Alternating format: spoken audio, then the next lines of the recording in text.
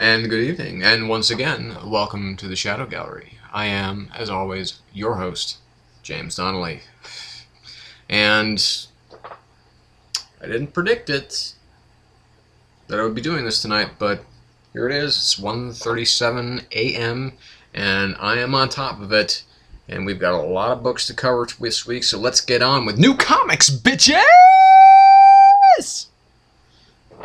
So, let's start with something that I haven't seen anybody review this week, which I thought was pretty surprising. And that is Uncanny Avengers #1. Which we have Rick Remender and John Cassaday bringing us Marvel Now. This is the big one. This is the kind of flagship title of Marvel Now. At least that's kind of what it's being advertised as, because we have Hickman is doing Avengers and New Avengers, and Remender is doing this, and Captain America, and you've got like Daniel Hopeless, which is just the weirdest name ever for and you've got Kieran Gillen doing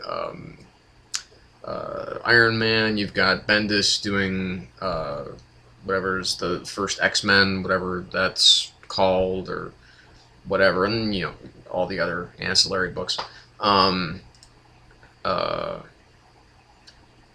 Slott doing Superior Spider-Man. And of course, this was the big New York Comic-Con weekend, so there was a lot of big announcements and so on and so forth. And some of them were very interesting, some of them were very cool. I touched on those in my previous mini-sode, my little drive time episode. And so those books I'm really looking forward to. But let's talk about what's current. Okay, so basically what we have with Uncanny Avengers #1 is we have Marvel Now starting out with a bang rather than a whimper. Is basically we have a surprise villain basically making his opening move in a chess game, because obviously all mutants have spontaneously repopulated the Earth, thanks to Scarlet Witch and Hope, and this villain basically seems to want the extermination of mutants, and is planning on using mutants to jumpstart this. But before we get into to all of that, we basically have we have good old Chuck getting a send-off from Logan, in the way that only Logan could possibly do. It's nice because it's not. It is a it's a eulogy, so it's not speechifying, and the things that he does say actually have meaning. They're actually purposeful, which is a really nice beat. Although I do find it strange that it's low. Well, I mean, I don't find it strange. I find it strange, and I don't find it strange that it's Logan and not someone like Hank or Bobby. Who could, obviously go back to when the X-Men were first started. Hank would be probably a much more eloquent speaker, but he's not part of this book. That's really where they're coming from here, is that Logan is going to be an Uncanny Avenger. So, let's have him do the eulogy. And he runs the Jean Grey School, so like I said, it makes sense in the sense that of this book and of the context of this universe where, King Shit Mutant is Wolverine, and, Asshole Mutant is Cyclops. And we get some more of that when we look at basically Alex Summers goes to visit Big Brother in the brig where he's being held by S.H.I.E.L.D. And we have, I thought it was a nice little touch that Cassidy put in there. Is basically when Havoc is walking in, he's being all the systems are identifying him. They're showing various pictures of him in different kind of parts of his existence throughout the comic world. We see the old, big, round, totally impractical costume, but I still like it. I have that figure, and I also have the little one here. Where's my little one? Here's my little one. My little tiny, cooler, more modern Havoc figure. See? Anyway. But we know he's going to be getting a new outfit anyway. And he's talking to Scott. But anyway, these three segments, and one of them, of course, is the cover of like My Brother, My Enemy. That old Claremont Cockrum story that predates the whole Phoenix saga.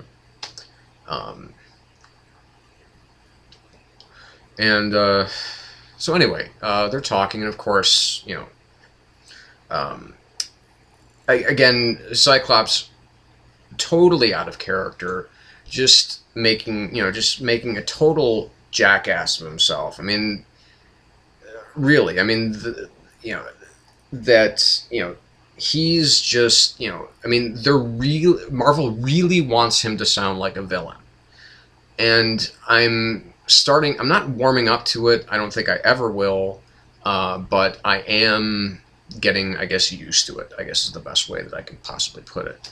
Is because they clearly want Scott to be the bad guy, despite the fact that throughout Avengers versus X-Men, he was really kind of the good guy. But then, of course, we have Havoc being greeted by Cap and Thor, in which they invite him to essentially become an Avenger. And then all of a sudden, all hell breaks loose. Because, well, basically all hell breaks loose because Avalanche, who we see in the opening pages, is basically having his brain cut out of his skull and replaced with something totally mechanical. He's murdering people left and right in the streets of New York, and so as a team they start to function. At least Cap and Thor and Havoc do, and Avalanche disappears or leaps to his death. That's kind of unclear. And then we cut back to the Jean Grey School, of course, the grave site of Charles Xavier, and we have Wanda is there, and she's paying her own respects, and she really realizes that that this is kind of her fault, and she's very remorseful about this. But here comes Rogue in to basically take the kind of moral high ground, and to basically tell her to get the fuck out, in similar words.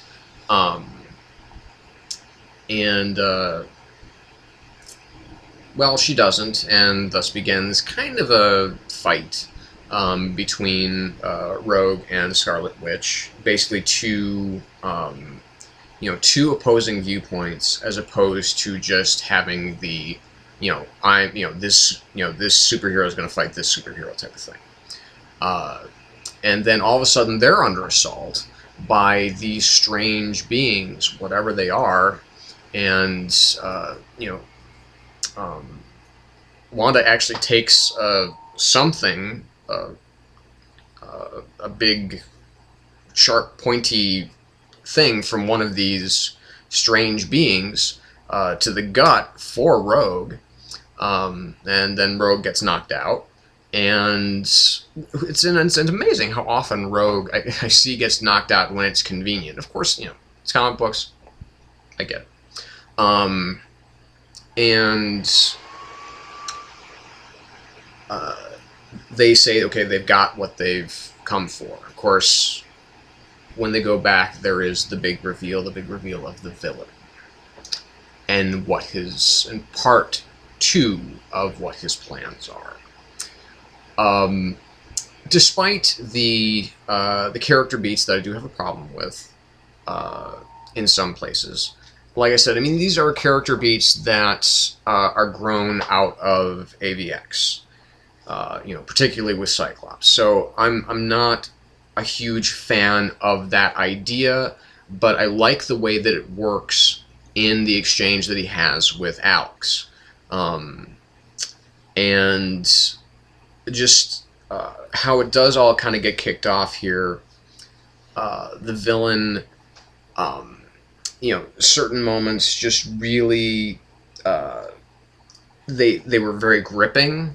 I like the fact that the fight between Rogue and Scarlet Witch is that of, you know, of anger, but also of opposing viewpoints, and therefore it is organic. There is a reason for Rogue to try and lay Scarlet Witch out.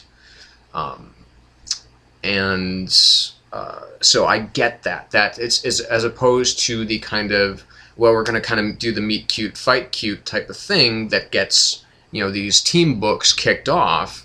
They just, you know, the rest of them obviously know each other. They don't fight.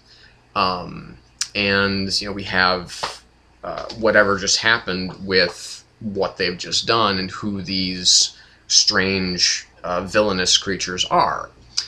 So it is, this is going to be, I think, really a lot of fun, because this was a really, really solid first issue. I thought that there was, you know, it kept going at a good clip. There was there wasn't any real downtime and the downtime that did exist wasn't just exposition. It was actually character beats, and I really like that. I really admired what Remender's doing here. So Uncanny Avengers, 4.5 out of 5. This was a really, really good issue, and like I said, a really, really good start, I think, to Marvel Now. And of course, you know, hey, it's John Cassaday. Some of you people out there, and you know who you are, don't really care for his work. I think that he's fucking brilliant, and I, you know, have been longing for a day where I get to see, you know, art across pages and panels as opposed to just covers. So, thumbs way up for this one. Secret Avengers, number 12, speaking of Remender. Basically, we have, with the exception of Venom and Ant-Man, and of course Max Fury, all of the villains and all of the heroes involved here have turned into, they've been, you know, mind-sapped, whatever, by the Abyss. And what it really comes down to, because it's a Rick Remender book, he has Venom basically do the big Hail Mary play, the big Hail Mary Flash Thompson, quote-unquote, Hail Mary play, where he actually, you know, he sees an opening and he takes it. And ultimately, he saves the world with the help of Ant-Man. But once they get home, and everything seems to be kind of okay for a little while, because Venom and, or, you know, Flash and Valkyrie start to, you know, let's get it on. But Widow comes to the conclusion, you know, via some pretty, you know, overwhelming evidence, that Ant-Man is not Eric O'Grady anymore. Ant-Man he's a life model decoy. So the traitor in their midst has been discovered. But, you know, Venom comes immediately to his defense because he has helped save the world. But for what reason? You know, what is the purpose that he would have helped save it if not to try and help destroy it or undermine it in some other fashion? So again, you know, we have this really kind of avant-garde, you know, very sketchy art by Renato Guedes. I'm not a huge fan of that for a superhero book, you know, especially a superhero teen book. This book would be much better served by someone who has more of a superhero-y type of flow. I'm not saying that his art's bad. It's just that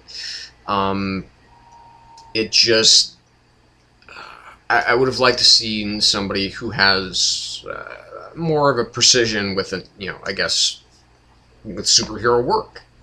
That's just where I'm coming from. So this, you know, like I said, with the last issue, I'm not a huge fan of the mind control and everything like that, because it seems to happen every other issue in comic books, especially when it's a team book. You know, somebody gets taken over and that person's fighting against, you know, those people are starting to fight against everybody else.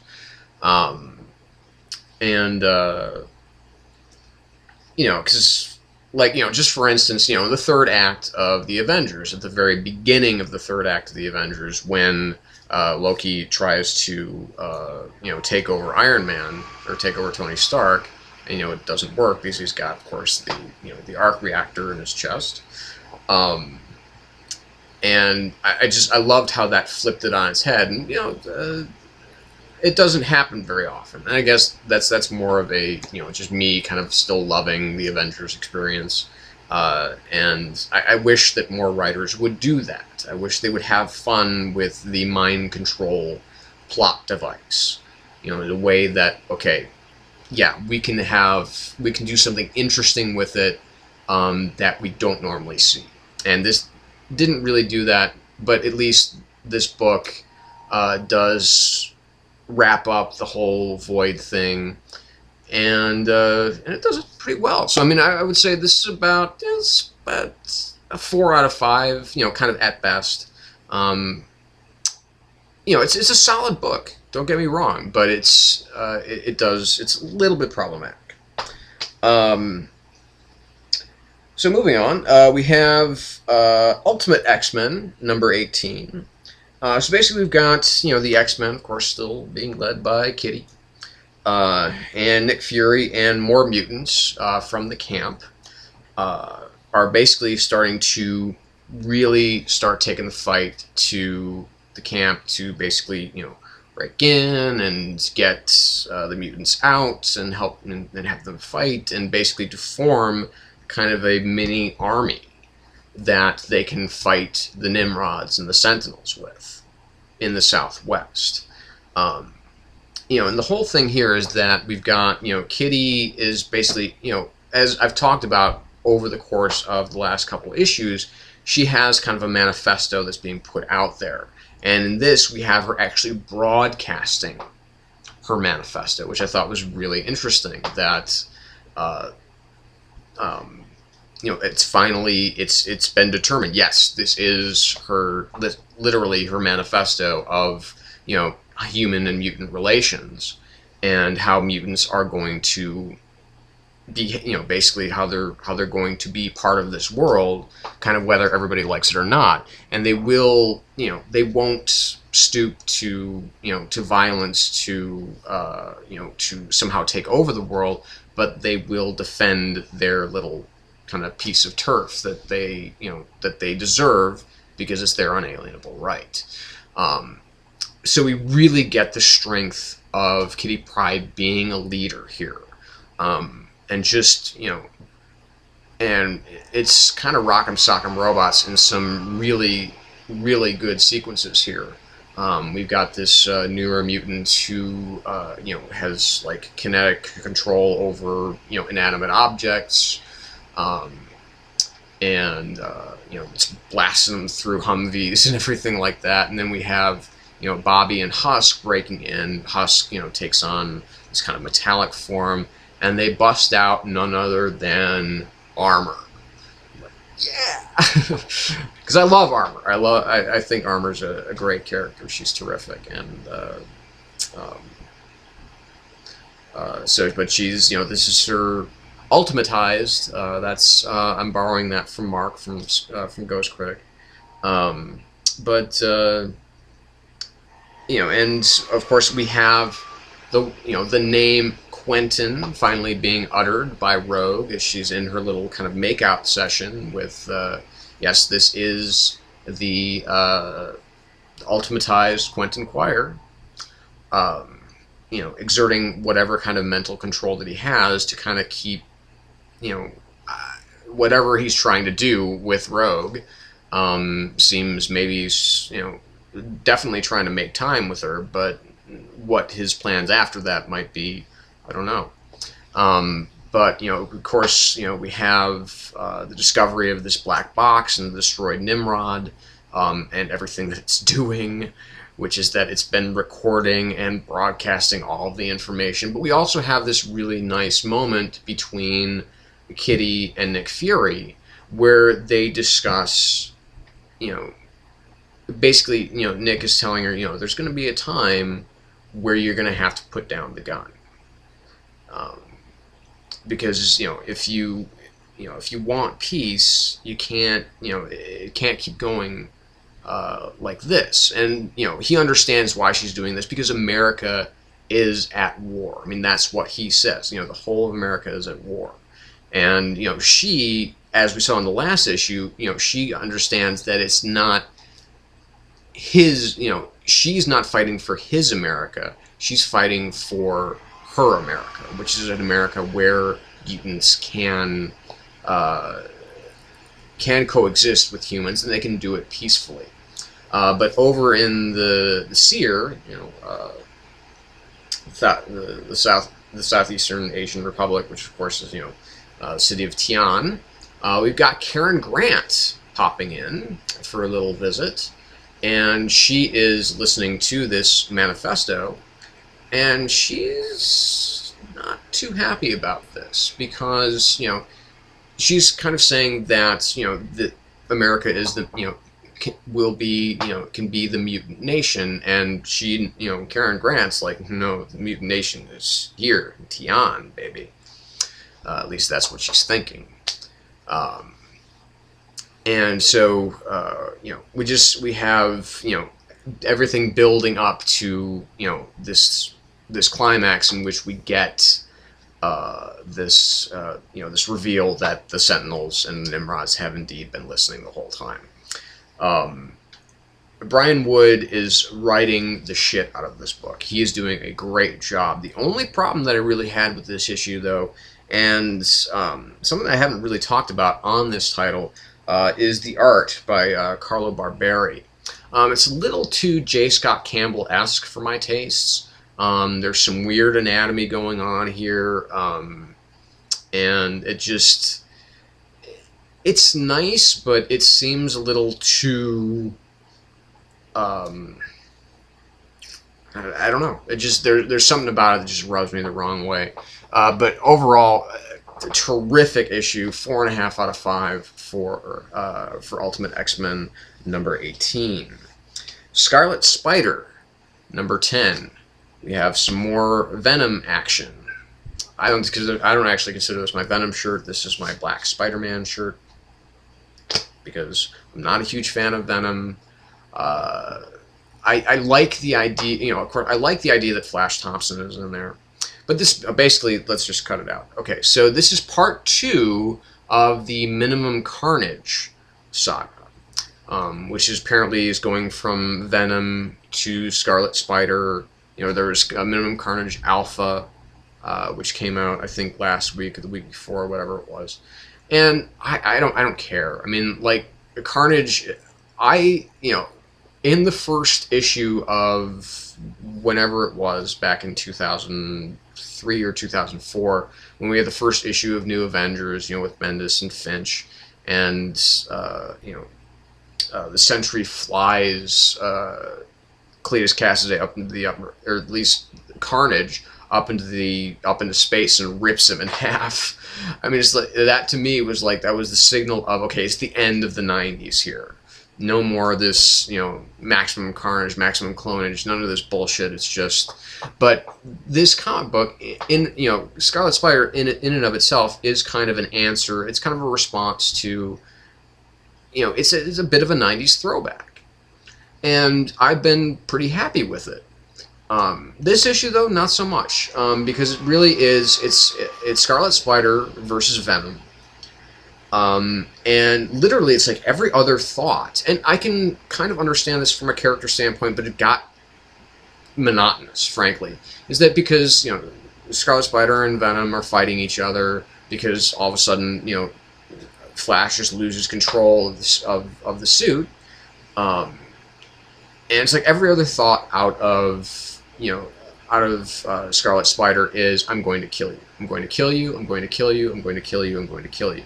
Go to hell. I'm going to kill you. Go to hell. I'm going to kill you. And it was just like, stop. We get it. You know, Yost, Buzzy, we get it. Okay? I mean, he's not a good guy. I mean, but he is a good guy. You know, this is kind of like the closest that Marvel could possibly get to something like Secret Six, and I know that this is a very, very broad statement to make, but just in the sense of, you know, we have, you know, kind of a reformed killer who kind of ends up being the hero very reluctantly, whether he wants to or not, but sometimes not in the most heroic way. And that's not really Scarlet Six. I mean, they are villains and they do villainous things, but they, you know, it seems like a lot more often than not, they seem to kind of end up on the side of the angels sometimes. And that was part of the great appeal of the book, other than it being absolutely, totally, 100% absorbing and it being, you know, hilariously funny and just a brilliant book. Still waiting for Leaving Megalopolis, Gale and Jim, so please come out soon. I gave you my $15. I wanted to give more, believe me. Anyway, so the reason that it's called Minimum Carnage, I'm assuming, is because this whole thing is that they're taking whoever these people, these other beings, the Microns are, they've taken Cletus Cassidy to the Microverse. So the tiny universe. So I guess that's why it's minimum. And the only thing that could really have made this book really cool is if there were actual Micronauts in it. Now that would have been cool, but I don't think anybody even knows who the Micronauts are anymore.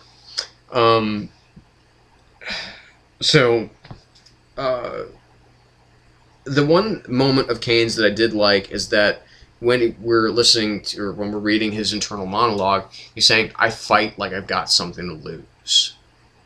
Basically his life. And that's a pretty big step for him, because he's just kind of been, you know, as he kind of says, or, you know, is thinking in this book, you know, he's kind of been fighting like he's invincible. But, you know, he has this life now that, you know, doesn't always agree with him, but at least it's his life. And he wants to keep it. He wants to keep his life. And fighting in Venom might kill him. So again, you know, he's the hero that just wants the whole rest of the world to go to hell. He just wants to be left alone. He wants to take care of Houston, and that's it. But no, it's Carnage. He's got to deal with it. So all in all, you know, Khoi Pham, you know, doing some more kind of, you know, kind of very Zack-like work in his body structure and so on and so forth. And Yost, like I said, I mean, just kind of really hammering the whole idea kind of into your skull in this issue, because I feel that this is it's trying to get some crossover appeal, you know, from kind of like the Venom crowd, wanting to bring them in, wanting to bring them on board, and, you know, because it has, you know, it has the word Carnage in the title, so it might bring some 80s, you know, some 90s fans back. Because I don't know how well Scarlet Spider's doing as far as sales are concerned, but it's probably not that huge of a book. You know, at least, you know, it's still good. It's a 3.5 out of 5 for Scarlet Spider number 10. Could have been better. That's all I'm saying. Captain America number 18. Boy, am I glad this arc is over.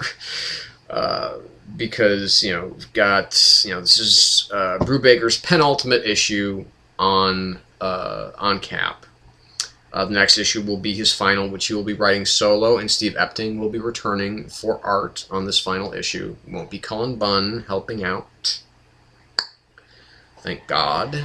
But basically what we have here is that, you know, it's finally, you know, Discordians and Baron Zemo, and, you know, and Codename Bravo and the Hydra Queen against Cap and Sharon and Dum Dum, and, you know, there's Falcon and Diamondback in there trying to, you know, deal with the Mad Bombs and everything like that. And for an epic throwdown between, you know, all of these three, you know, separate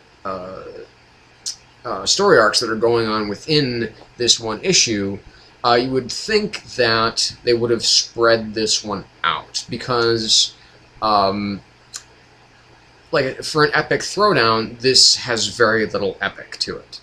There's, you know, a couple, you know, there's a nice splash page here, there's a nice fight here, but the final battle between Codename Bravo, who by all accounts I think should be dead, from what he goes through in this fight, but apparently is not.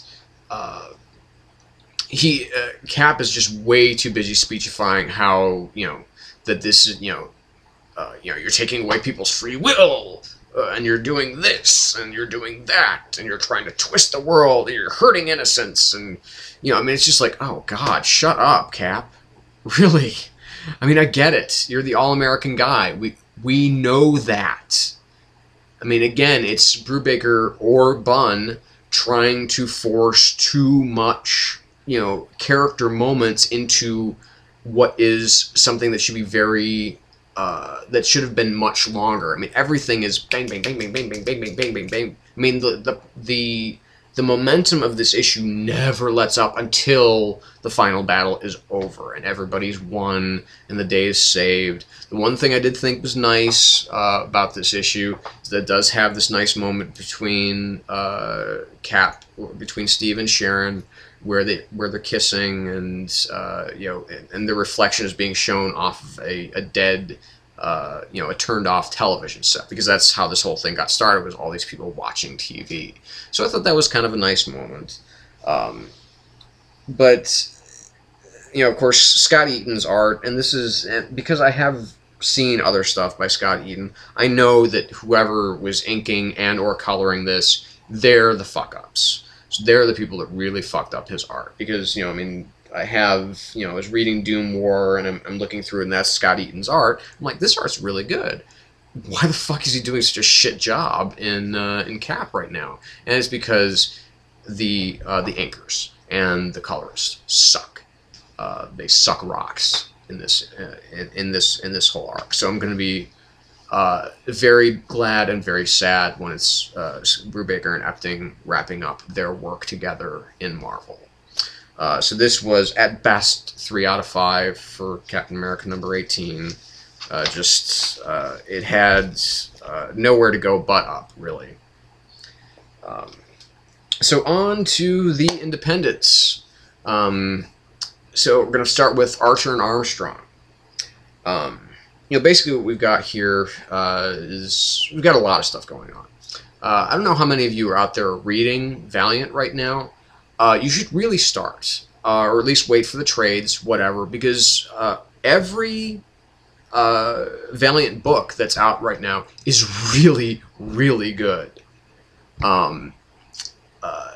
Archer and Armstrong has more of an element of fun to it, maybe, than the other books, because, you know, Exo Manowar, you know, Bloodshot, Harbinger, they all have a much darker side to them than this book does, because you have the, you know, these terrifically mismatched characters in Archer and Armstrong, and I mean, this issue was a tremendously fun read, because I really admire how Fred Van Lente is. He's really keeping the pace pretty brisk, but again, allowing for, let's have some downtime, let's have some fun, let's have some humor. And that he's using standard good old-fashioned narration as opposed to an internal monologue. I like the fact that he's kind of brought that in here, because that's something you don't see anymore. You don't see narration in a comic anymore. Everything is internal monologue. You know, and whether or not that's, you know, a symptom of, you know, the 80s, you know, with books, of course, like Dark Knight Returns and Watchmen, you know, where it's all internal monologue. I think it is, but I mean, one way or the other, the narrative, you know, the narration actually, I think, works really well. And it's not pervasive, but it's, you know, it does give you a bit. Okay, yeah, we're a little bit caught up here. You know, so we have you know, Archer and Armstrong and Tommy the nun, you know, Sister Thomas Aquinas, fighting off these weird, strange nuns, and but then you have surprise. You know, that you have this discovery of the Vatican's kind of the library of you know, banned and condemned things. One of the books, of course, is Necronomicon Ex Mortis, and you see Archer.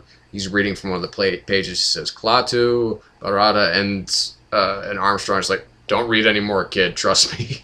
And it's like, all right, okay. An Army of Darkness nod. You've got my thumbs up already.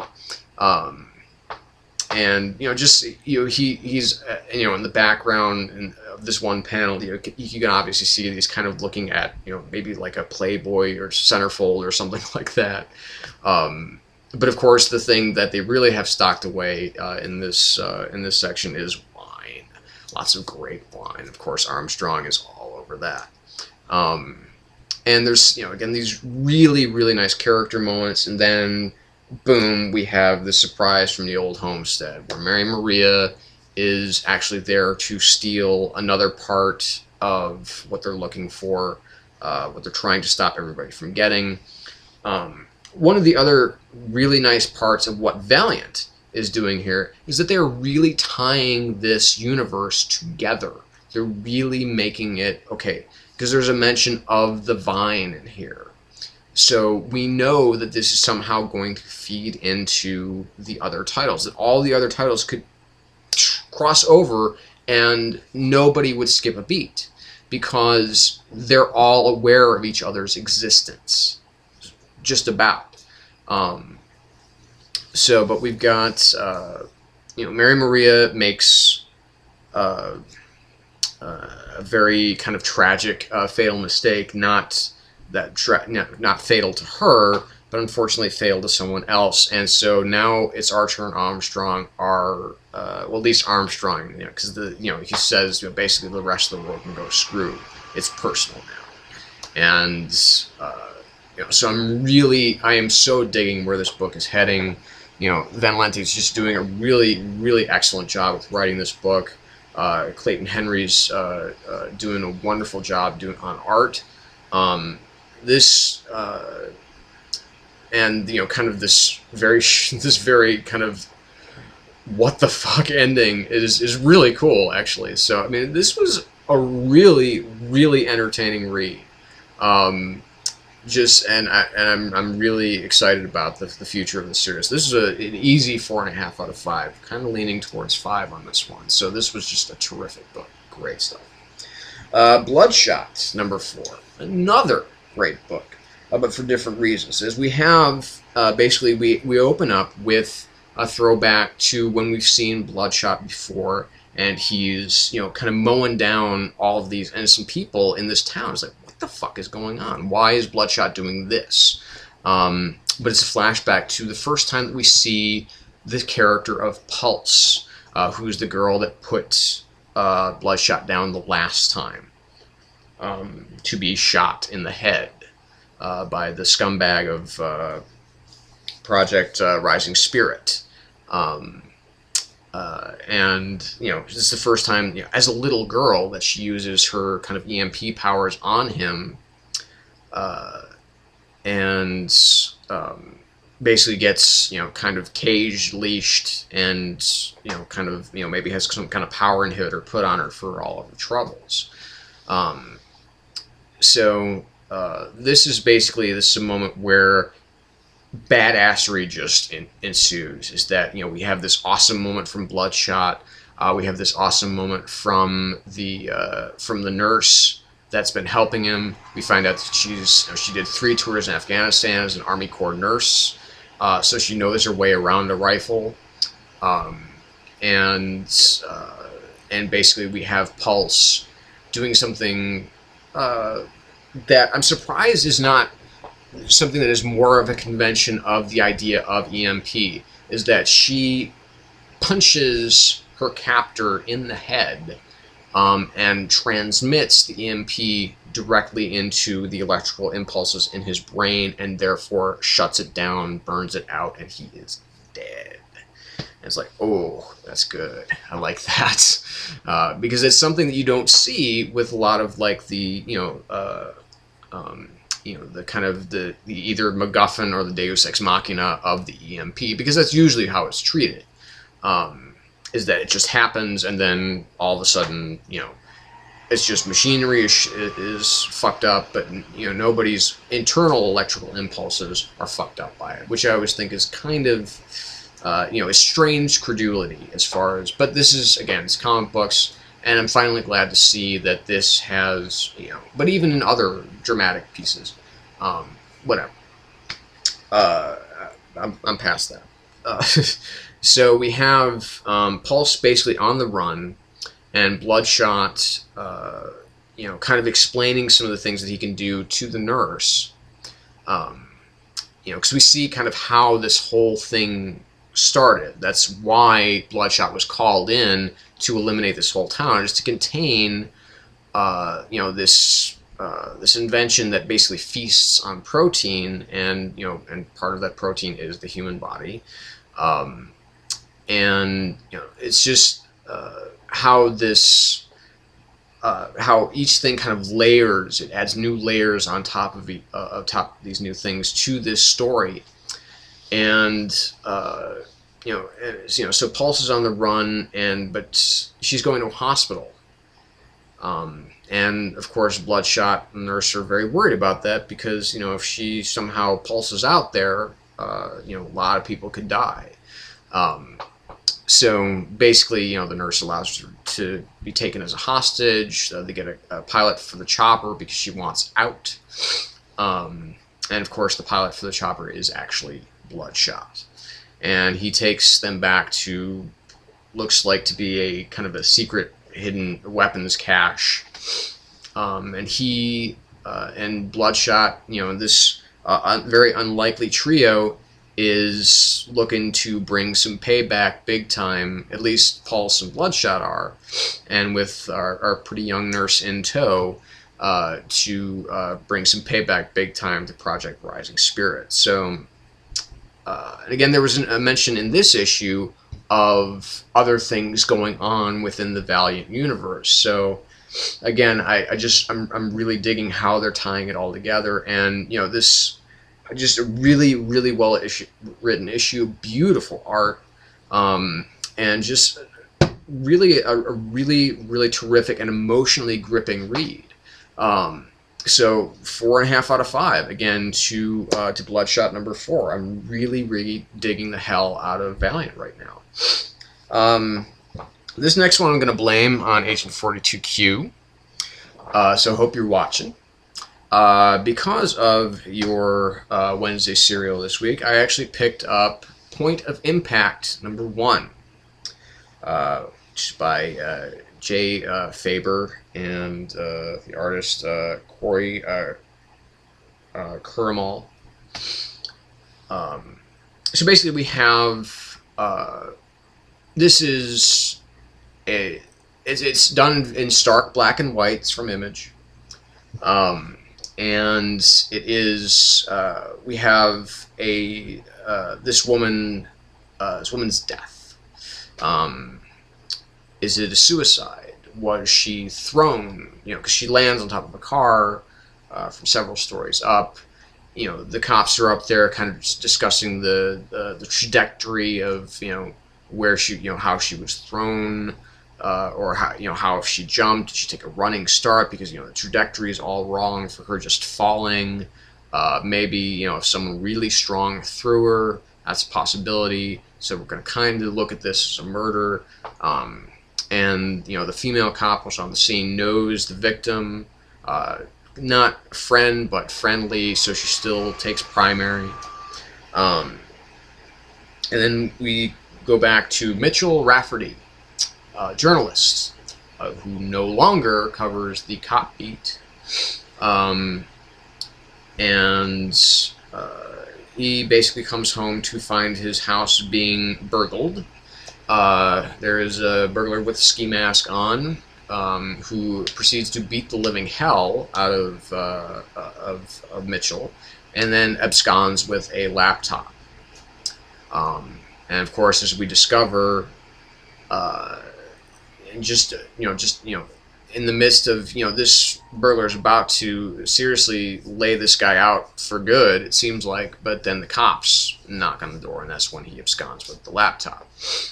And of course, it's our two cops from the opening, and they are there to basically tell him, you know, that, you know, he was hoping that it was just, you know, about what had just happened to him, but what they're there to tell him, of course, is that his wife is dead. And his wife, of course, is you know, was it a suicide or was it murder? You know, and of course, you know, during the melee that he had with the burglar, he kind of pulls the sleeve down of his black outfit, and, you know, sees a big military tattoo here. And here's my problem with it. This is supposed to be a good, grim and gritty whodunit, possibly from different points of view, whatever. You know, it's kind of, you know, because I was reading the afterword, and I'm like, what does this really have to do with anything other than this guy talking about, you know, shows like, you know, short-lived shows like Boomtown and things like that? What the fuck does this have to do with anything? I mean, is this the way that he plans on telling the story, is from, like, multiple points of view? Or is it just going to be very kind of straightforward, okay, who done it? So that just kind of threw me. Jay Faber, however you want to pronounce his name, he's, you know, he started on Generation X. He did some New Warrior stuff in the 90s, and then he moved on to other comics, other independent comics, none of which I've read. One of them is Near Death. But also most recently, and this is very telling about this comic, is that he was most recently writing for the show Ringer from the CW, the now canceled, horrible, awful show from the CW. Because that's kind of how this reads. This kind of reads as a very adult kind of, you know, a much more mature reader's version of kind of a lame TV murder mystery. That's the vibe that I got from it. And when I actually looked him up on Wikipedia, it's like, because I don't know what this guy has done, it's like, oh, he writes for a really shitty, you know, TV whodunit. And the art is very kind of like Simonson-esque, but not in a good way. It doesn't fit this type of story, and kind of the more that I'm thinking about it, the more I'm disappointed in it. I like the fact that it is in black and white, but nothing seems dirty or gritty or grimy about it that that this book should have this feeling. You know, I mean, it's like maybe I've just been way too spoiled by the likes of Criminal, where it is gritty and grimy and slimy. I mean, it's just, you can just feel, you just, you know, just the kind of the stratified filth of the city just clinging to your body, you know, with the way that Brubaker and Phillips write and draw this work. So this was pretty damn disappointing, I have to say. So for so Agent 42Q, I blame you for making me pick this up. So this is not a book I'll be following. So you can go ahead and you can keep reviewing it. I'll see maybe what I've missed, because this was not a good first issue at all. This isn't even a full one act. I mean, it has the weirdest, most abrupt ending. I'm like, what the fuck? This is over already? Really?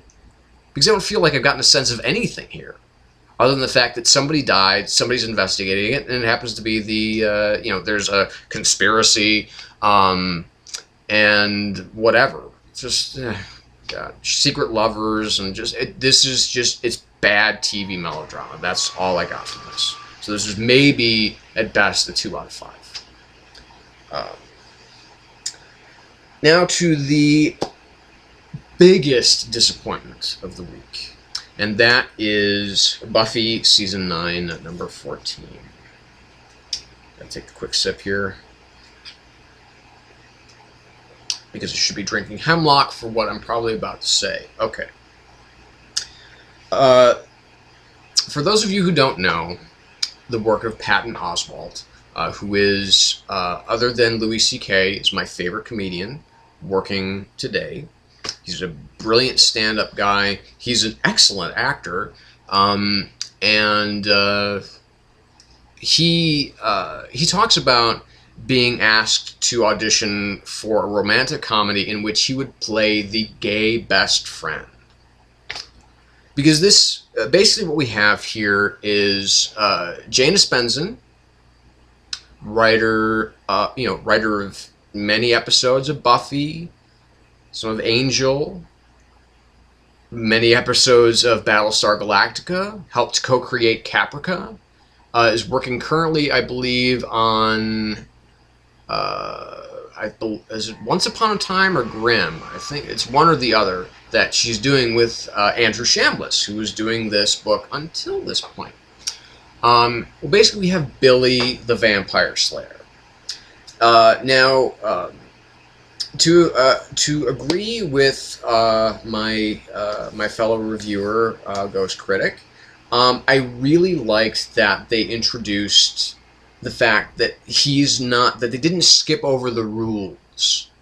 That he's not a vampire slayer. He was never a potential, because it always goes to females. And just because he's a gay boy, gay male. I think that we were all kind of afraid that they would go down that road, and smartly so. And and you kind of have to expect that, is that Espenson didn't do that. They pulled that back, and basically he's someone who just wants to learn how to fight vampires. Now, the problem with this book is that it hits, obviously, Jane Espenson's heart is very much in the right place here, because this is a poor, gay kid, high school, a very, very, very difficult time for, even in our, even maybe especially in our current culture, for a young man to be gay. There's a lot of bullying. There is bullying in this book. There's a reference to how, gay teens commit suicide because of that bullying. He has, his parents are gone. He's living with his, hippie grandmother. He has a crush on this, this very handsome, perhaps straight young man, but maybe gay, who knows? And it's like, okay, we've had, apart from the fact that this is a gay young man, we've had all of these experiences before from the other characters that exist in the Buffyverse. So the fact that they're bringing in Billy as a vampire slayer, to me, it's not like they're trying to change the rules, because we've established that they're not changing the rules. And that's good. That's very smart.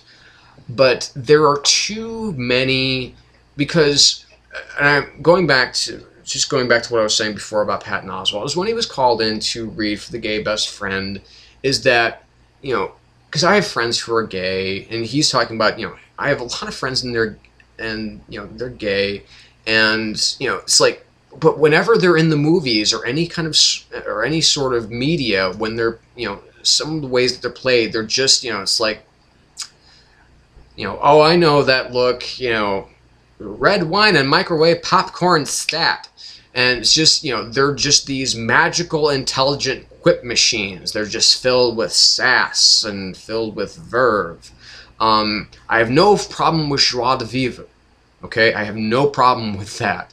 As someone who's loving life despite despite everything that life has going against them. Believe me, I have no problem with that. But this has too many of those kinds of moments of, I'm kind of a stereotypical gay young man, despite the fact that, you know, I talk about Hanks and Ryan, I say little things under my breath like, le sigh. And it's just like, oh, God. So, I mean, it's just, to me, it felt like it was kind of reinforcing some gay stereotypes. And that is probably where I'm going to catch the most flack for me not liking this book.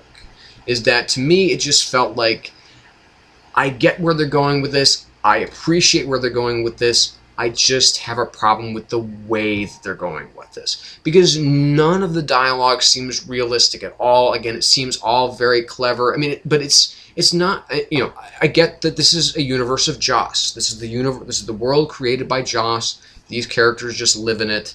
And so I can appreciate that there's some very unrealistic dialogue, okay? But again, when it's too many of those types of moments that have, like, you know, these, you know, kind of these things that gay men in comics, you know, it's like they, you know, most of the gay men I know are just like all the other guys I know. They're just, you know, they're gay. I don't even think of them as gay. They're just, okay, this is a guy. I like hanging out with this guy. And I kind of secretly hope he has a crush on me, that type of thing, you know? Maybe I kind of have a crush back. But, you know, again, just having too many of those, you know, these kind of moments, they bug me. Because, you know, when, you know, Willow, Tara, we've had gay characters in this universe before, and their characters didn't change. When I knew that Tara and Willow were in a relationship together, when I knew that Willow and Kennedy were in a relationship together, it didn't matter to me that they were gay.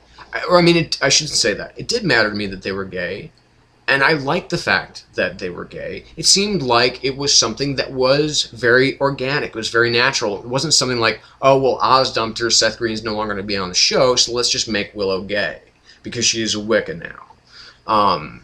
No, I mean, it's like, you know, she loved who she loved. And it just happened to be a woman. And, you know, there's no kind of, you know, I guess maybe it's because we have such a specific idea in mind of the gay male, and kind of a less specific idea of the gay female, that maybe that's why some of this book just felt kind of insulting, honestly, to me. And I know that it's not intentional, but this is maybe this is just the experience that I'm bringing to it. So maybe I'm taking this way more seriously than it's meant to be, but just to me, it felt like, you know, it's great to have, it's great to have more, it's great to to be a very inclusive universe. It's great to have all this variety and all these characters now, but, you know, it was just like some of it's just a little bit too much. I felt like Espenson should have kind of slammed on the brakes and just basically, you know, because we saw, like, for instance, in Batman number 12, with Becky Cloonan when we were dealing with I forget her name now, but the cool new chick in Batman's life, in kind of Batman's, not his life, but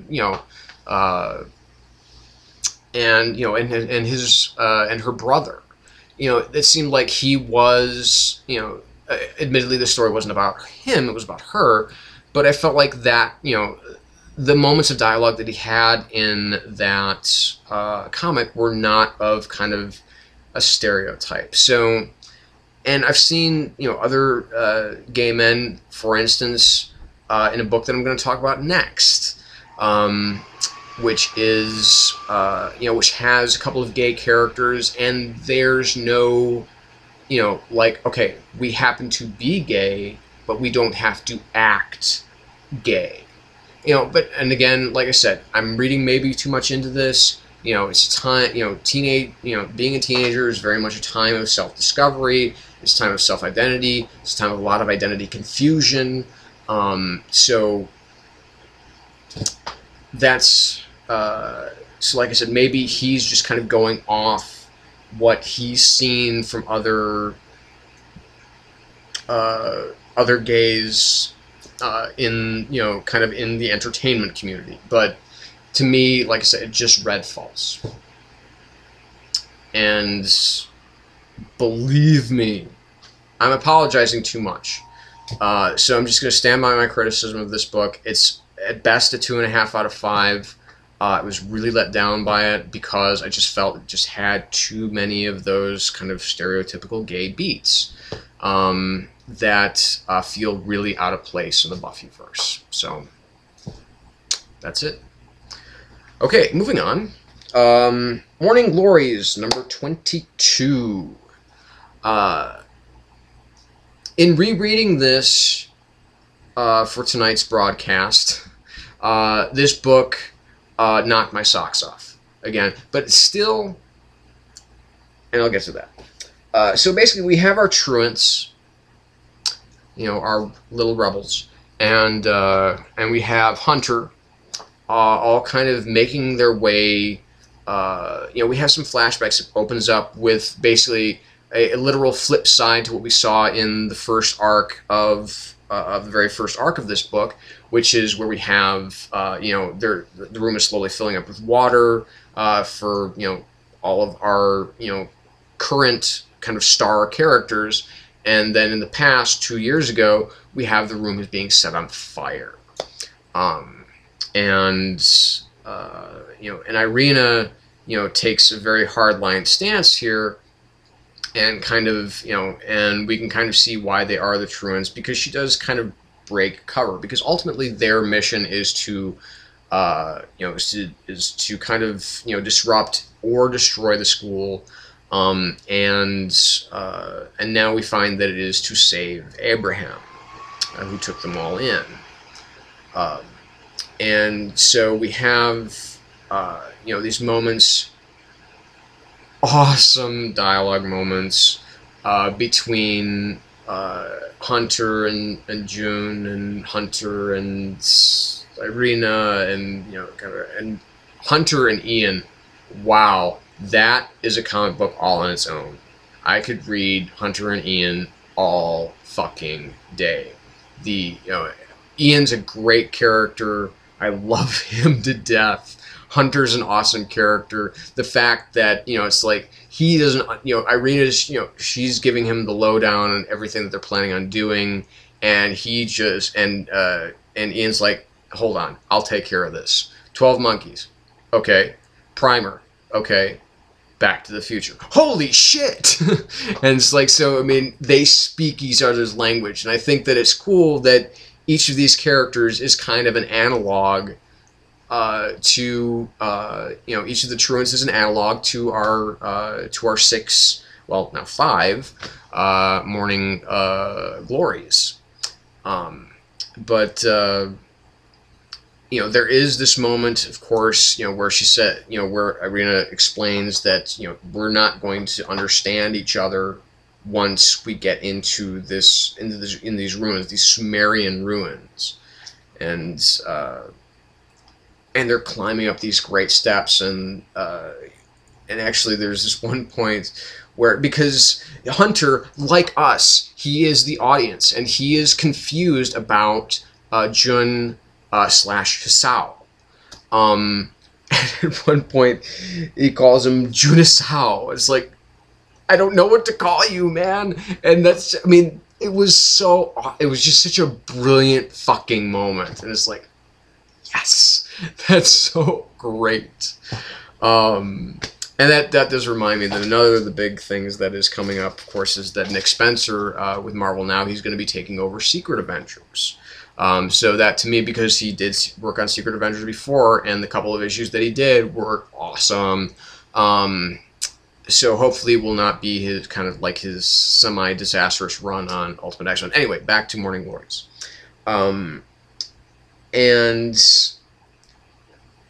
This issue, once they go through time,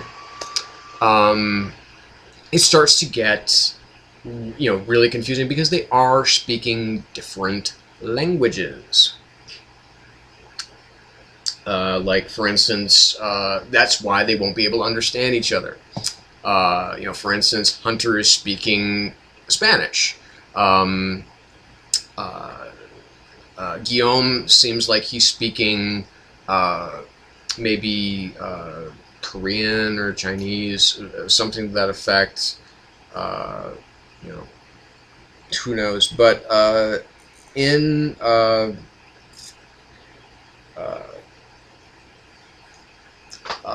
because you demanded it, Mark, I do have some of the translation from Irina, which is where she says, "Ich hab doch gesagt, dass wir wiederkommen. Just sind Sie überrascht." And when she says that, it is translated as, "I told you that we would return." But again, Google Translate seems to have fucked up the second sentences. Now they do so surprising. Now I'm sure so that maybe Spencer got his, you know, his indefinite pronouns or something like that, or indefinite articles. You know, they might have been a little bit wrong, but at least, you know. So, ich habe das gesagt, dass wir wiederkommen. That is, I told you that we will return. So there you go. I don't speak any of these languages, but obviously you get some of the gist of what's going on. I think Jun slash Hisao is speaking Italian. And Hunter, after another shooting by Irina, because we see in other flashbacks that she seems to now have a different mission in mind than what was originally set out. But he escapes out of the kind of time warp, whatever, that they're in, which is not done by a jump to the left and then a shift to the right. But then runs into... Who? That's the thing I love about this book, man, is that it does have these moments where it's like, wait, who? Who is this now? Who is this person? Because we don't know. Because, because we think that we should know, but we don't. Because this book bounces around in time from character to character so much that we get lost. Lost being kind of the, you know, I felt that this title, while being extremely clever and very well written, was maybe a little bit too clever for its own good. I think it kind of, it definitely engaged me. It's a very engaging book, but like I said, this issue this was the first issue really of this comic that didn't really knock my socks off. It's great. I mean, believe me, this is a 4.5 out of 5. It's an extremely solid work. Of course, Joe Eisman just continues to make some very, very, very beautiful pictures. I love, how expressive his faces are. And I love this kind of very minimalist attitude towards the art. But, again, like I said, I think this book is maybe trying to get a little too tricky in this issue. And too mind-bendy. So that's why this wasn't one of the picks of the week, but it's still damn close. Because it's still... It's still Morning Glories, and it's still pretty much always great. Now we move on to DC. Phantom Stranger, #1. This was a very happy surprise. I'm not going to get too much into this issue because we're kind of running long here. But Phantom Stranger, I didn't realize that this was Raven until the end, really. Even though I should have before, because you see it before, and when I reread it, I'm like, oh yeah, okay, I can see, yeah, here now near the beginning of the book when she leaves the funeral. Yes, this is Raven. And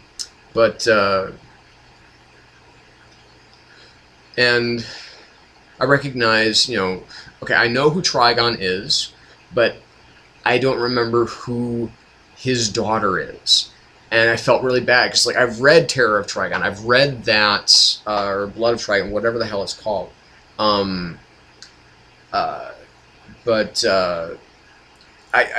brain, my comic brain just could not put 2 and 2 together. Oh yeah, it's Raven, from the Teen Titans, who, I don't know if anybody's reading Teen Titans out there anymore, because I know it sucks.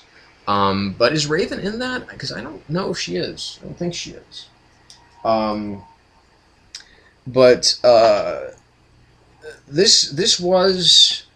was a really good issue, and it kind of proves that while the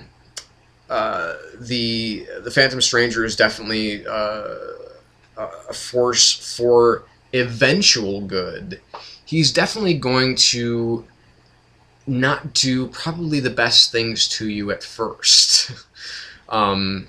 And the little coda at the end I thought was really interesting. It was really unusual. I thought that was just a really kind of odd way for this book to end on. But it worked for me. I liked the fact, because because Phantom Stranger and Trigon do have this discussion about loneliness, and that how he's kind of doomed to walk forever alone amongst man. So I liked the final moment of this. The art by Brett Anderson is really good. This was so much better than issue 0. This could be kind of a... I don't think this book will have legs, quite honestly, but this could be definitely really kind of like the only new book of the new 52 of the additional waves that I could kind of see myself getting into. So 4 out of 5 for Phantom Stranger #1. Good read, good solid read. Very happy with it. Batman and Robin #13. So this is the first of 3 books that I'll be discussing this week. This is not... They recognize that death of the family has begun in this book, but it has not. This is not a direct tie-in because we're dealing with a different story here. And I love the first page. I love the first page that Damian is just kind of sitting there. You can see all of kind of like the Joker reference material all around him, and he's just kind of sleeping like a little boy against the enormous Titus. They're just kind of both sleeping together, and it's a very kind of tender moment, especially when you see Bruce kind of watching, and he doesn't want to disturb him. But of course, he wakes up, and he says,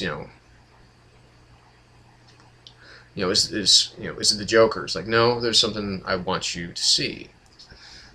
And he takes the both of them up in the Bat rocket, the Bat shuttle, whatever you want to call it. It's and basically to kind of see this eclipse, but also to basically have this moment where the two of them can talk. It's a very quiet moment, and you know, and Bruce is kind of explaining how you know, certain things, if certain things were to happen to me, these are the protocols that you need to follow in regards to this satellite that they're going to visit. And as they're talking, there is a caption underneath when the shuttle kind of attaches itself to the satellite, and it says apparatus bonding successful. And that was so incredibly telling. It's such a clever little thing, if you even noticed it, in the issue, because they're the two of them, they're bonding. I know it's putting, maybe a little bit too non-subtle, but the first time I read through it, I didn't really notice that, but the second time I did, that really kind of stuck out at me, and it was like, I like that. That's really nice. And you know, but then they get back to terra firma, and they see that despite all the craziness the Joker is going through, there's even more craziness going on, because Talia has put a $500 million bounty on Damian's head, presumably because he has kind of defected over to Bruce's side. He is starting to accept him as a father rather than as an adversary. So this is contrary to her wishes, and so she wants him dead? I don't know. So I'm not sure. Is it just that she wants him captured, or that she actually wants him dead? And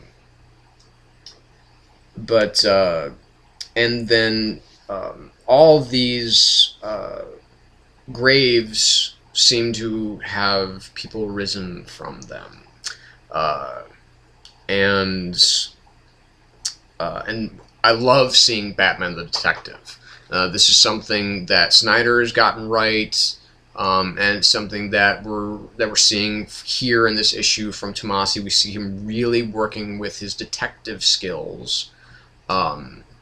And then we get Damian going underground to kind of, kind of do some more research, but maybe in truth to flush out one of his would-be assassins. And this is a being like 10 times his size, too. And Damian makes really short work of him. And this is just one of those things where it's like, wow, Damian is a fucking badass. Badass little kid here. And it's like, and it's just so cool to have moments like that. And ultimately, Robin kind of gets embroiled in this whole kind of zombification of these people, you know, eat to live, eat to live. But suddenly, and very abruptly and very poorly, the art changes. It changes very abruptly. Artists change. It's no longer Patrick Gleason. It is it's Tomas. I forget. But it was like, wow, okay, something's really fucked up here, because all of a sudden the art looks kind of crappy. And I just thought that was way too, it just completely broke the momentum of the book into, if that had not happened, this would have been a pick of the week, easy. Even with the continuation of this, because we have this really cool moment where Damian does kind of drop to his, to his doom. He's like, I've really got it, because there's a woman that's in danger, an innocent woman that's in danger, and he's saying to himself, he's thinking to himself, I've really got to sell this.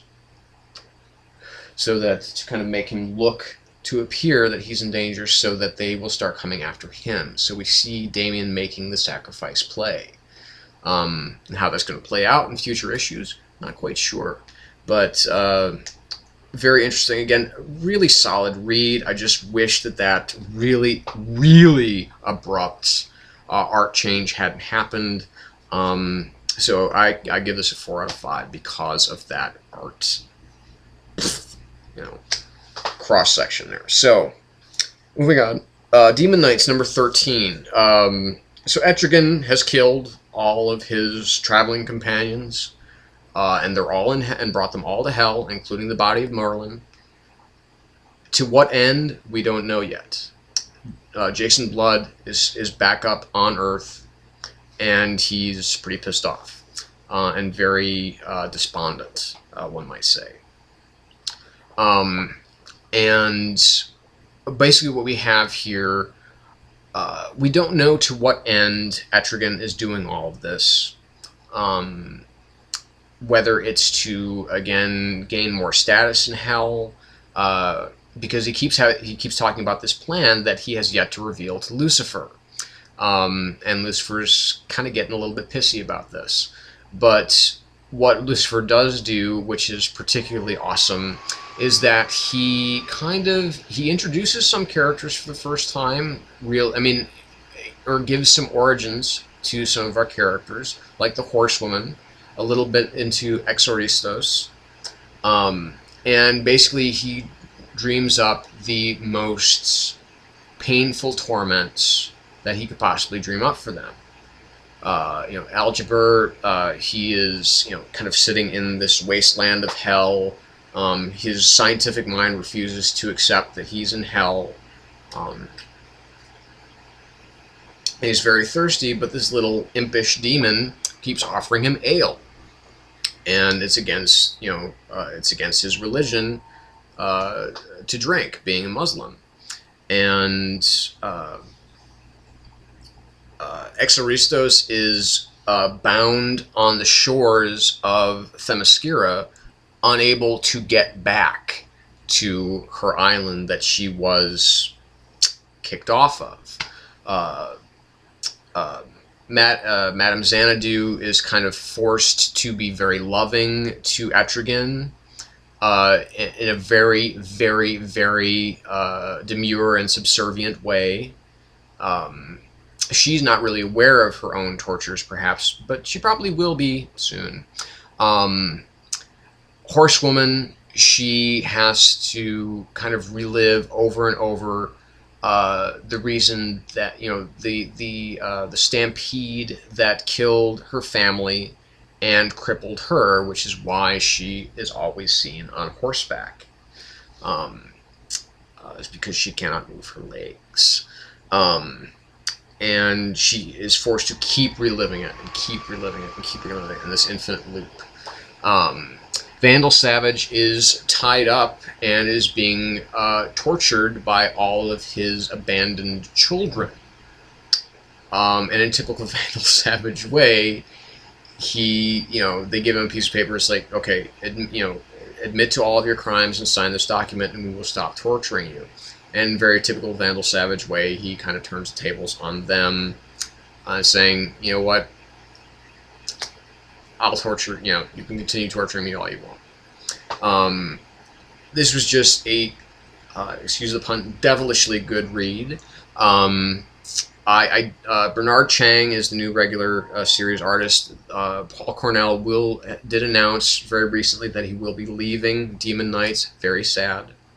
But I'm glad that this book is finally really gaining some momentum here, again, because it kind of slipped off in the last, it kind of slips off every once in a while and then it gets back up again.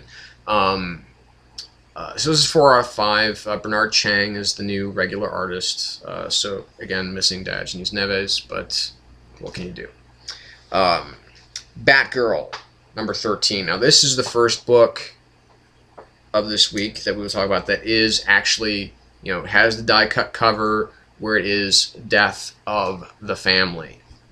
And basically this is the sort of, the big throwdown between the severely wounded Batgirl and Nightfall.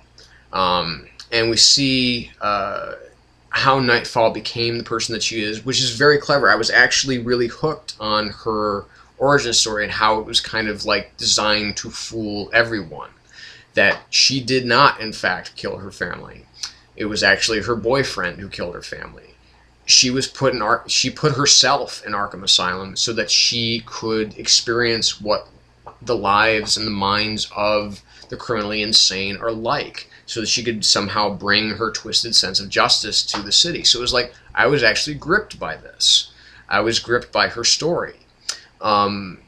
And we have in the background, of course, lurking is James Jr. And when this goes full tilt Joker, I'm really looking forward to seeing how James Jr. is going to play out in this, because obviously James Jr. has been used by the Joker before, pre-New 52. Whether or not that's still continuity, I don't know. But I'm really, really anxious to see how he plays out in all of this. And of course, at the end here, we have this moment between Barbara and Barbara, between daughter and mother, where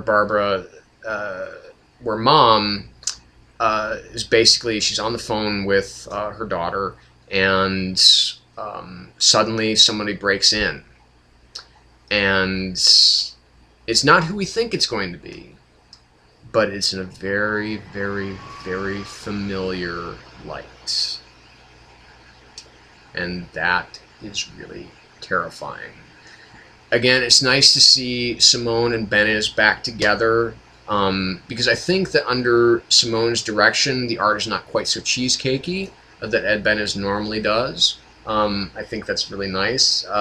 Some of the panels felt a little rushed, felt a little bit sloppy, a little bit imprecise, but that's okay, because Ed Bendis is a really good artist.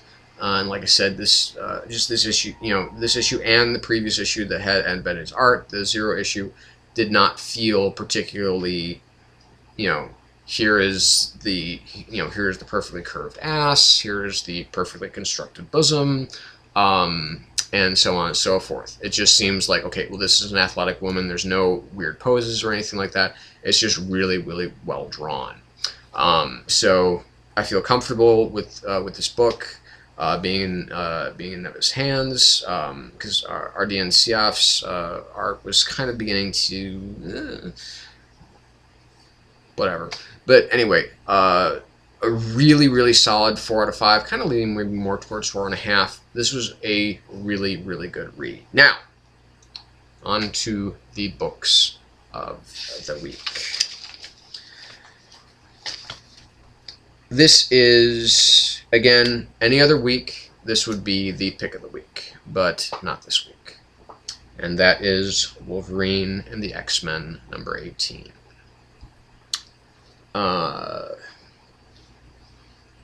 What was it last week? It was... Just look for a second here.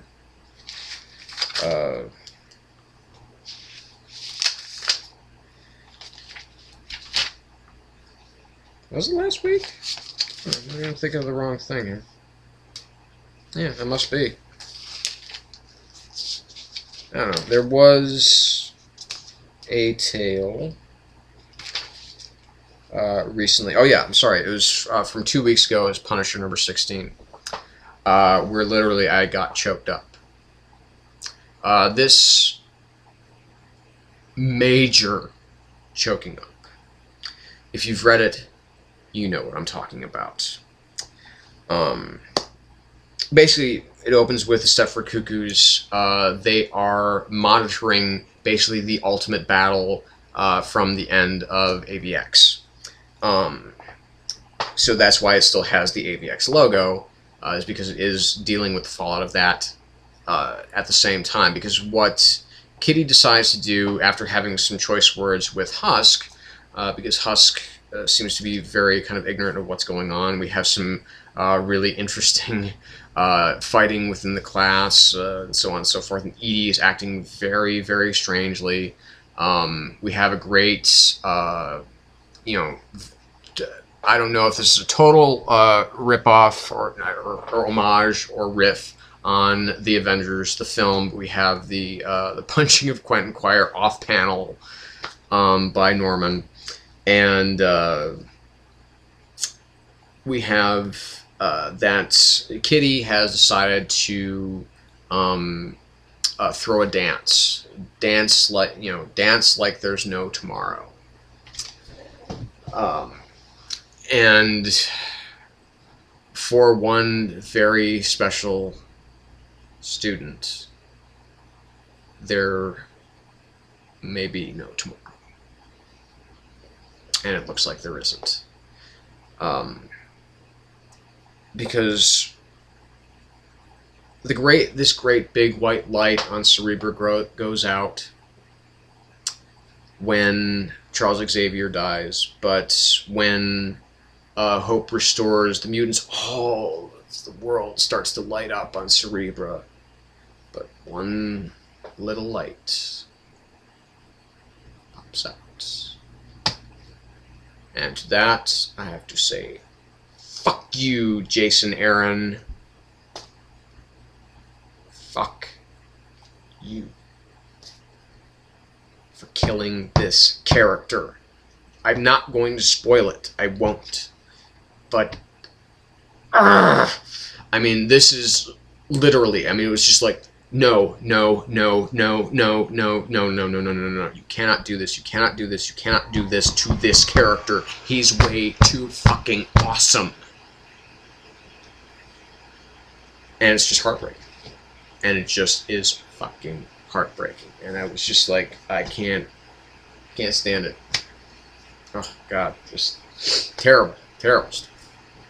But such a great issue. I mean, the Hellfire Club, they are, oh man, they have set themselves up as really excellent villains, and despite the fact that they're kids, I'm actually hoping they get killed. Or at least very, very seriously maimed for this. Especially that fucking Cade Kilgore, man. I want him dead. I've never wanted a child dead this badly since Damien in The First Omen. Arrgh.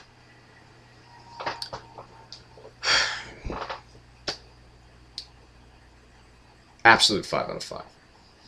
Excellent. Excellent stuff. But now we get to the book of the week. And there's no fucking contest. There's no fucking contest. This is an absolutely perfect book. And that, of course, is Batman number 13. The real beginning of Death of the Family. The A story by Snyder and Capullo.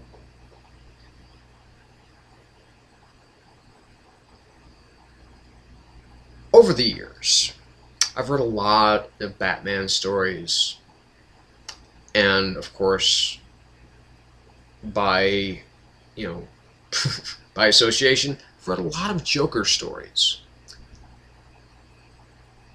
I've always been a little scared of the Joker. The Joker's a scary guy. But apart from, and this is not hyperbole, I'm not fucking with you here. Apart from the Killing Joke, I have never seen a Joker this frightening in just a few moments. The assault on the police headquarters. That is some terrifying shit.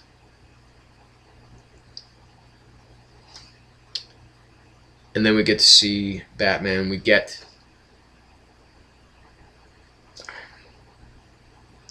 these...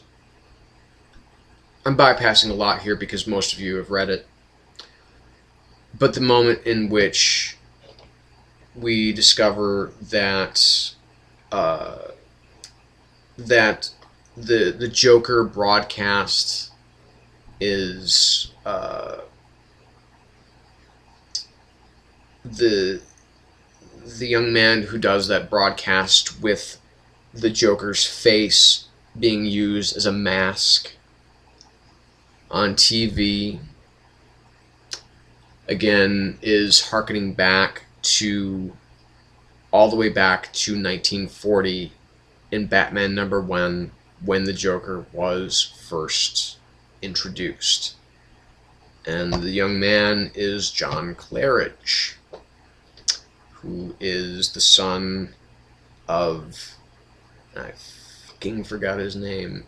I want to say Alan, I know it's not, but the elder Claridge that was murdered by the Joker in, when he used to go on the radio and he announced that this person will be dead by midnight and there's nothing anyone can do to stop it.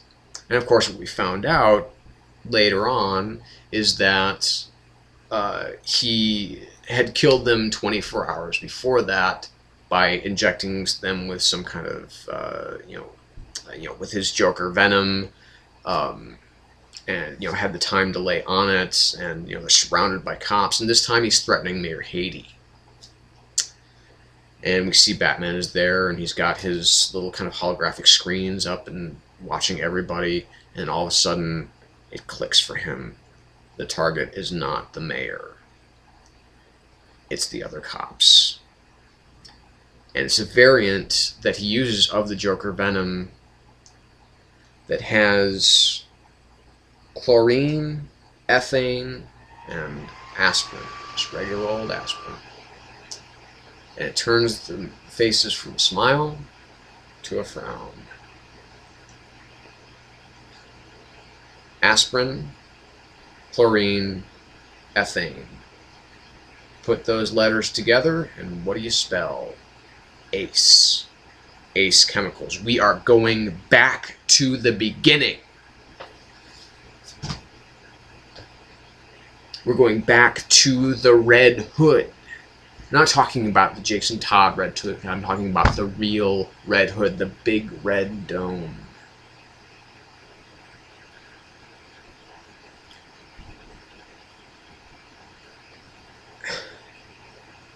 And then we are treated to, by James Tynion and Jock, a story in which we are dealing with Harley and the Joker.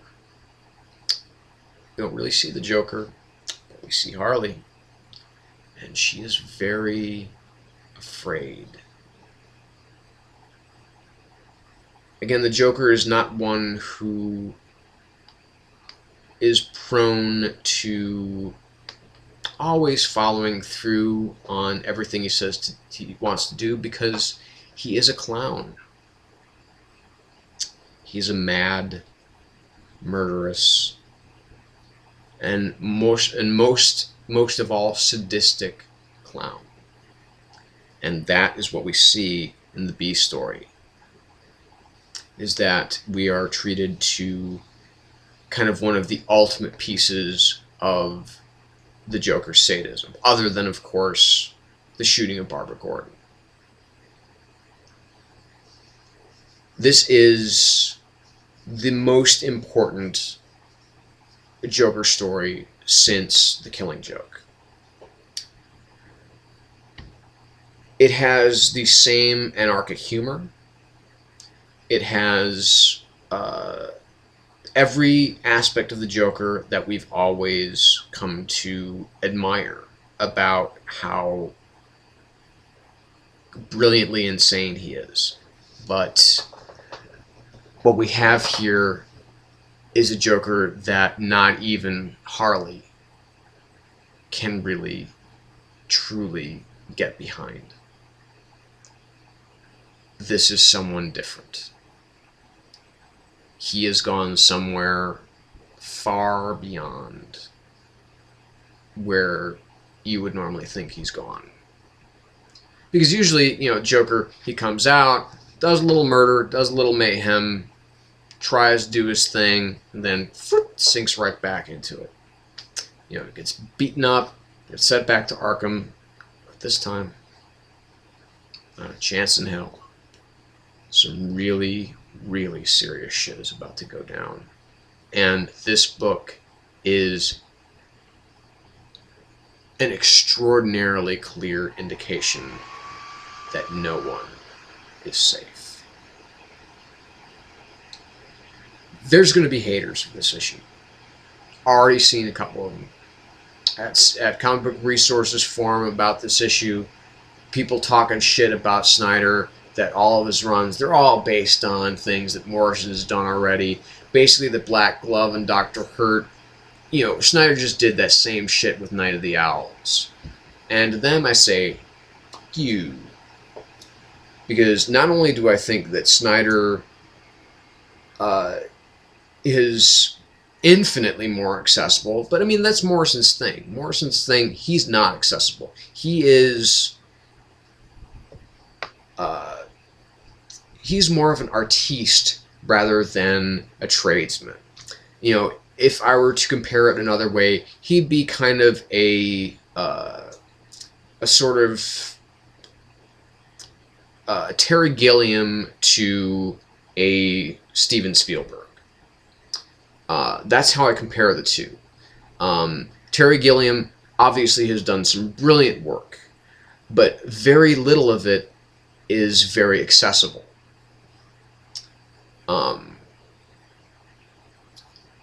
And, you know, and then we have, I think, someone like, actually, maybe more serviceable of an equation would be Steven Soderbergh. Here's a guy who's a real tradesman. He knows film. He knows the language of film. He knows how to direct something insanely entertaining. He also knows how to do something incredibly gripping. And he's a master of it. He's a master of storytelling. So even if you can see, and I admit, see some base similarities between the Black Glove and Dr. Hurt and the Court of Owls. I can see that. But that's, you know, some of the, like I said, the most basic elements to the story are completely different. They're completely shredded. They're completely changed. Like I said, I see some of the points that some of these people are making, but to them, they're literally looking at it through very funnelized, very narrow, like they're looking through it, you know, through like a toilet, you know, an empty toilet roll. They only see Morrison's brilliance, and I see Snyder's greatness. Is that you have to allow room for tradesmen in this craft, and Scott Snyder is the best tradesman out there. He writes with such verve and such poetry and such excellence, but all the while still making it entertaining, still making it vital, still making it clear, and making it accessible. Because, like it or not, comic books are, they're a commodity. And sometimes you've got to write a great story in order to sell it. And like I said, even if I believe the bullshit that they spout over in some of these forums about Snyder just being a rip-off artist of Morrison when it comes to Batman, it wouldn't matter. Because Morrison's Batman, after Batman and Son, to me, sucked. I hated it. I don't even know why I kept reading it. I mostly kept reading it because, you know, you had, you know, the kind of League of Batman thing with J.H. Williams' art, which was fucking fantastic, and there were some entertaining points there. But R.I.P. and Final Crisis and The Return of Bruce Wayne, which I never even read, but Batman Inc., I can't get behind it at all. He's a guy who's trying to, you know, blow your mind out of the back of your head with every issue. And to me, it just sucks. It doesn't speak to me on any level at all, except occasionally. Don't get me wrong, I think Grant Morrison he was for many years a brilliant writer, and he can still be a brilliant writer when he does things that just aren't, okay, well, I'm going to fuck with it. You know, I'm just going to bring up all this really obscure Silver Age shit. Anyway, okay, I'm done with my rant because I'm closing in on 2 hours here. Gosh, thanks for watching. If you've stuck with me for this long, again, I know this is, you know, full-length movie, but I mean, this was a really big week, and I'm trying to really sift through stuff and get to it. But I mean, there are so many things that I have to say about these comics, and which is why these are always so fucking long. I felt that there was just some great work out there that needed to be discussed. I felt that there was some really kind of disappointing work I felt that really needed to be discussed, and I needed to at least defend my point of view on, which really came with Buffy. But you know what?